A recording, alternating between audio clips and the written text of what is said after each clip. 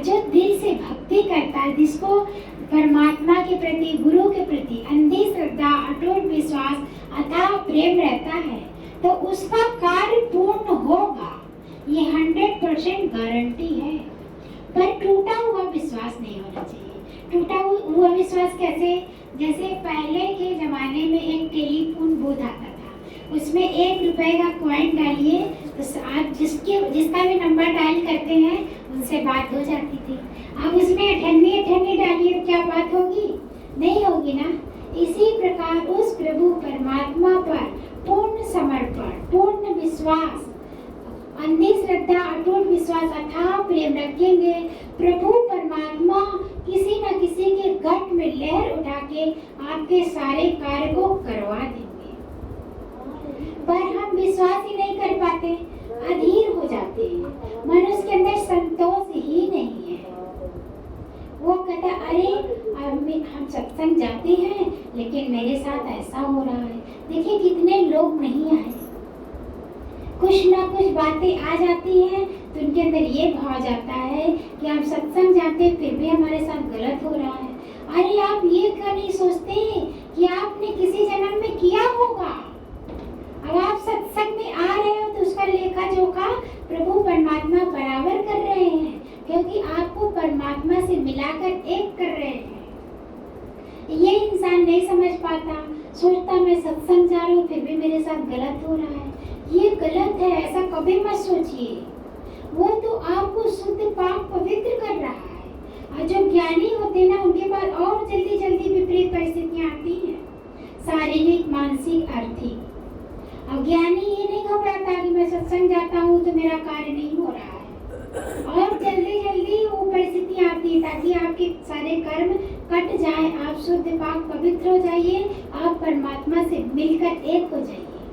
गुरु जी क्या कहते हैं, बाल बराबर भी अगर आपके अंदर कमियां हैं तो आप परमात्मा से कोसों दूर हैं। परमात्मा से मिलकर एक नहीं हो सकते। गुरु भी यही कहते हैं, हमको बहुत जांचते हैं, कहते हैं, तो हर आदमी कहता अरे गुरु जी मेरे साथ ही ऐसा करते हैं। ऐसा नहीं है, गुरु जी आपको शुद्ध पाक पवित्र करते हैं। जैसे अभी घर परिवार में बच्चा गलत करता है, क्या माँ बाप उसको नहीं डांटते, माँ बाप नहीं समझाते? तो हम भी आध्यात्मिक रास्ते में, हमारे पिता कौन है?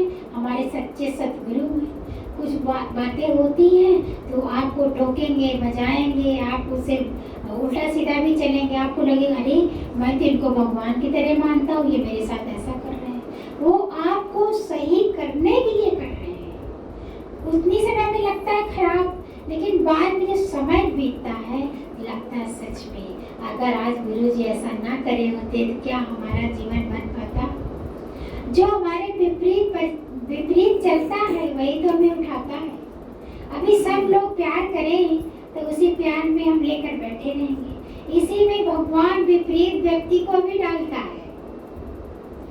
जो तो को काटा बोए ताहे बोए तू फूल, तू तो फूल है, वो है त्रिशूल। जो विपरीत चलते वो आपको आगे उठाते हैं। अगर आपको हर चीज में ना रोका टोकी करें तो आप अपने मन माना कोई भी कार्य करते रहोगे तो आप आगे उठोगे ही नहीं।